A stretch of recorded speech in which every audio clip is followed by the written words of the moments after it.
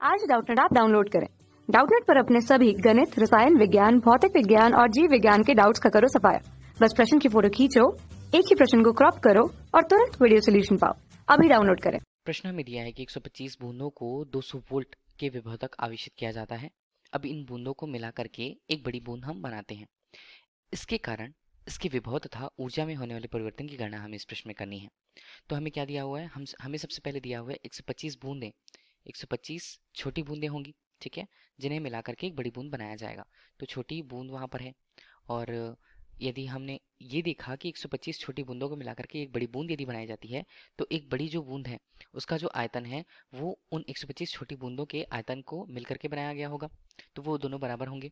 ये तो हमने देख लिया कि छोटी बूंद है उसके लिए त्रिज्या को हमने स्मॉल आर से और बड़ी बूंद के लिए उसकी त्रिज्या को कैपिटल आर से प्रस्तुत कर रखा।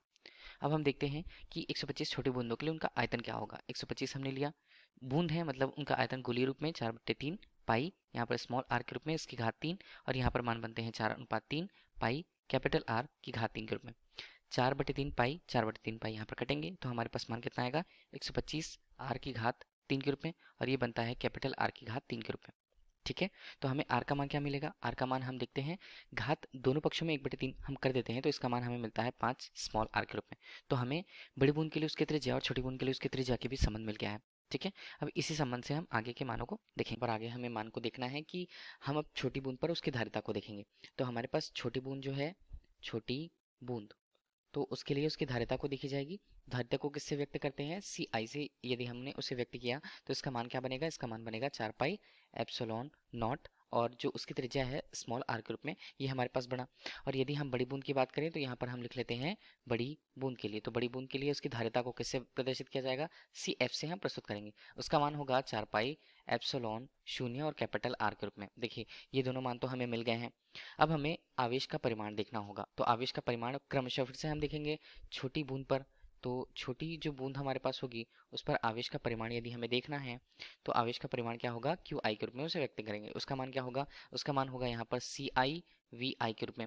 इसी तरह यहाँ पर बात की जाती है बड़ी बूंद के लिए। तो यहाँ पर बड़ी बूंद है, तो बड़ी बूंद पर जो आवेश का परिमाण है उसे क्यू एफ के रूप में हमने प्रस्तुत किया। उसका मान क्या, सी एफ वी। हमें प्रत्येक बूंदों के लिए उनके विभव के मान को बता रहा है, सी उनकी धारिता को बता रहा है। अब यदि हम यहाँ पर देखें कि छोटी बूंद और बड़ी बूंद पे आवेश का जो परिमाण होगा वो किस तरह से समान होगा, तो छोटी बूंदों के 125 छोटी बूंदों का जो आवेश है वो कुल मिलाकर एक बड़ी बूंद के आवेश के बराबर हो।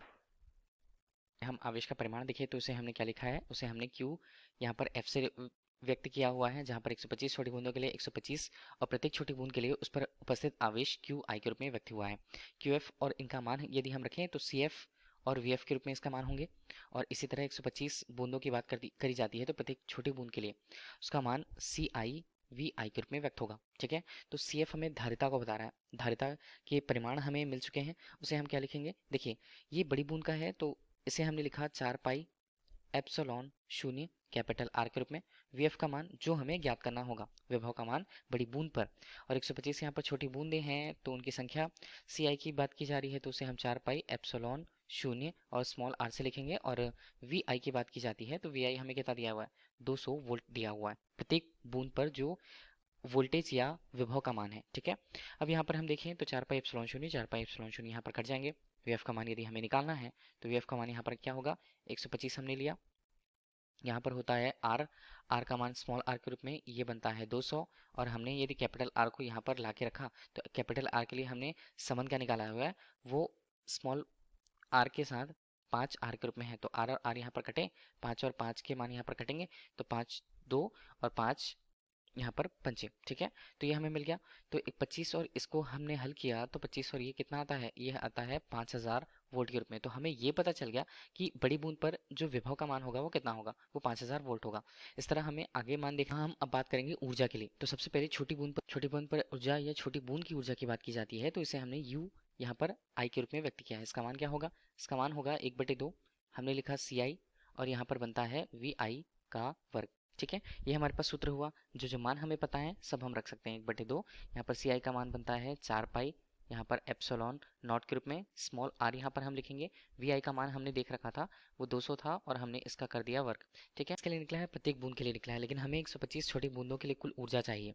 125 यहाँ पर हमने बूंदें ले ली हैं, तो उसके लिए ऊर्जा है उसे यू आई के रूप में व्यक्त करते हैं। यू आई डैश हम लिख सकते हैं उसका मान, तो ये होगा 1/2।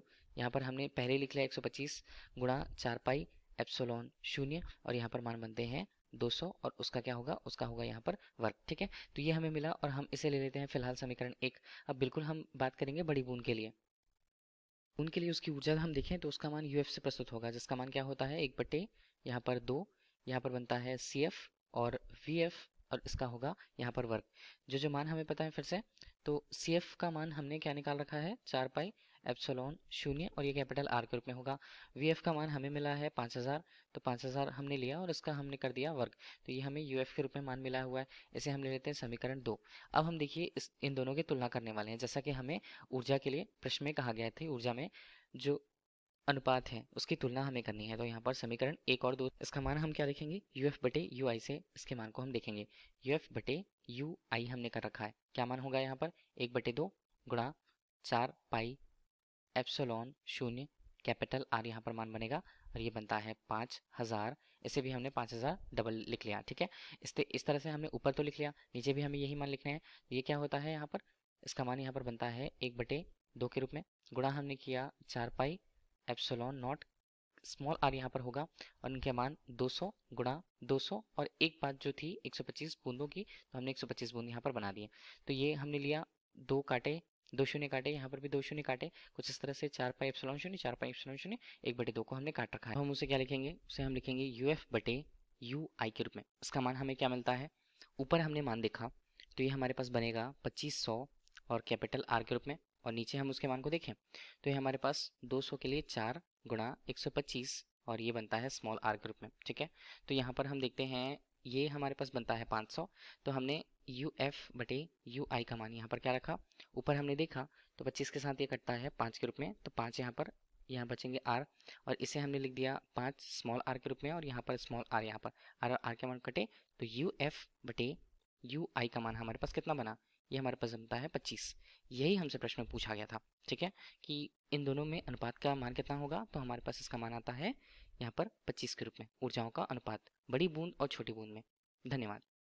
कक्षा 6 से 12वीं से लेकर नीट, IIT, JEE वो एडवांस के लेवल तक 1 करोड़ से ज्यादा छात्रों का भरोसा। आज ही डाउनलोड करें डाउटनेट ऐप या व्हाट्सएप करें अपने सारे डाउट्स 8400 400 400 पर।